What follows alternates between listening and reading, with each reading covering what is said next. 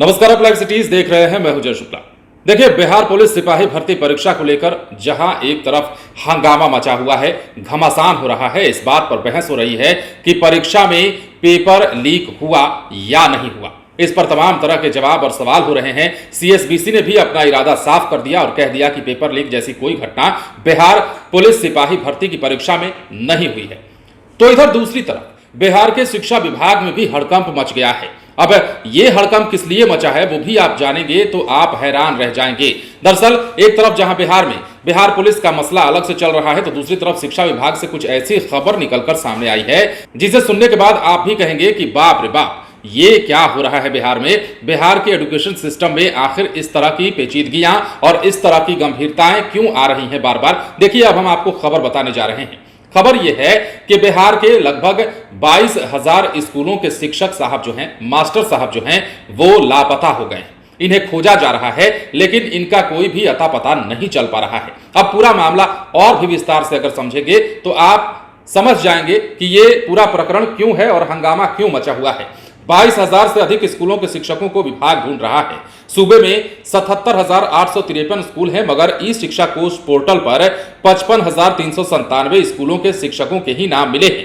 Portal पर स्कूलों का डाटा अपलोड करना है और इतनी बड़ी संख्या में अंतर पर अपर राज्य परियोजना पदाधिकारी ने सभी जिले के अधिकारियों से जवाब मांगा है। जिले में 3,292 में से 1,615 स्कूलों के ही शिक्षकों का नाम पोर्टल पर डाला गया है। अगर हम सिर्फ मुजफ्फरपुर की बात करते हैं तो ये आंकड़ा है। इतना ही नहीं, पोर्टल की शुरुआत इसी वर्ष की गई। पोर्टल राज्य स्तर के स्कूलों की रोजाना ऑनलाइन निगरानी को लेकर बनाया गया। इसमें बच्चों, शिक्षकों के साथ ही स्कूल का डेटा देना है। पोर्टल पर जिन स्कूलों का नाम होगा उन्हीं स्कूलों को सरकारी योजनाओं का लाभ मिलना है। जिन स्कूलों का नाम इस पोर्टल पर अपडेट रहेगा उन स्कूलों के बच्चों की रोजाना उपस्थिति को लेकर शिक्षकों की भी उपस्थिति की निगरानी हो सकेगी। अब ऐसे में किस स्कूल में कितने बच्चे नामांकित हैं, बच्चों की प्रगति की रिपोर्ट क्या है, शिक्षक कितने बजे स्कूल पहुंचे से लेकर हर दिन पढ़ाए गए विषयों का भी ब्यौरा देना रहेगा। अब देखिए, लेकिन ये मामला फंसता हुआ कहां दिखाई दे रहा है, हम आपको बताते हैं। पटना जिले की स्थिति क्या है। पटना में 3,556 में से 2,043 स्कूल के शिक्षकों का प्रोफाइल मिला है।